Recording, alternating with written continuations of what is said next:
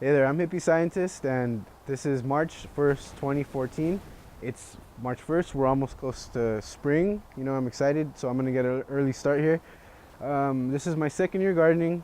I'm gonna show you footage of my first year and compare it to this year, and kind of show you the big difference, everything we've done from last year, tore down sheds, and just, yeah, I'm gonna be quiet and come on in and let me show you what I have.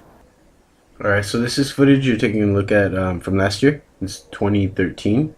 It was the first year I attempted to do any of this gardening stuff.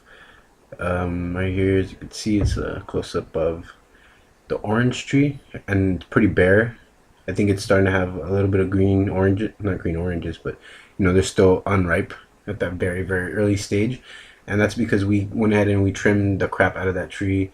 We pretty much just restored it. We brought it back to life. We did a major trimming and just tried to bring new life and new growth back to the tree.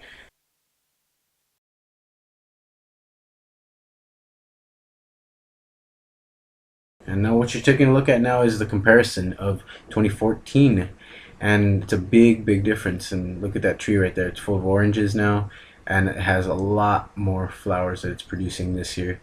So there it is. That's the 2014 comparison, and this is back to 2013, back to the demolition. And going back in the past a little bit, here's my friend Justin, who helped out a great deal when it came to all this, reconstructing of the backyard, turning into this backyard garden that it is now, as well as my brother-in-law here, who helps out a great deal and continues to.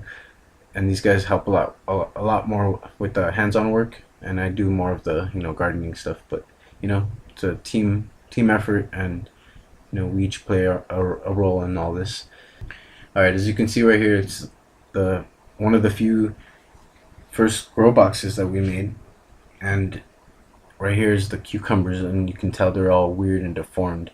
We did a lot of mistakes when growing with this method, and it's not necessarily the growing method with the square foot boxes. It's a lot of rookie mistakes that we've made. So I'm gonna make a video on that. And the lettuce was one of the few things I did well. These yellow crooked neck squash were also rock hard and unedible, unfortunately. So I didn't get to try any of those. These bunching onions did okay, but like I said, I feel like they would have done better under other circumstances. And right over here, this is the lemon balm, and it's related to the mint family. And this one right here is dill. This is what you use to turn cucumbers into pickles, among other things. This guy right here, I'm not quite sure what it is. It's either cucumber or zucchini, and we forgot to tag it when we put it in, and it never produced, so I couldn't tell you what it is. This is a beefsteak tomato. This is one of the biggest producers that I had last year. As you can tell, it's one single plant and it dominated the whole trellis. And it's just huge and produced a lot of tomatoes. And this is a yellow watermelon, and I haven't had too much luck with watermelon. The plant did fine, but somehow it always gets cut or something. And this is a blackberry that didn't do too well, actually. I'm not sure why that didn't do well. And these are strawberries that we had growing, and they were doing pretty good, except the earwigs or the pincher bugs. Those guys started eating them before we got to them, so it wasn't good. And that's cilantro right there. It was going to seed. And this is basil. It's actually still alive here now in 2014. We have it in a different spot we transferred it to. And this is a Russian mammoth sunflower. It's right before it started blossoming. And if you want to see pictures of it in blossom, if you're interested in that, you can follow me at Hippie Scientist on Instagram. And these are some serrano peppers. And right here, this whole area, all this stuff growing out. These are pumpkins. This whole area was just homemade compost, and everything that I planted there was just thriving like crazy. And right here next to the pumpkin, we have a corn, just literally one single corn.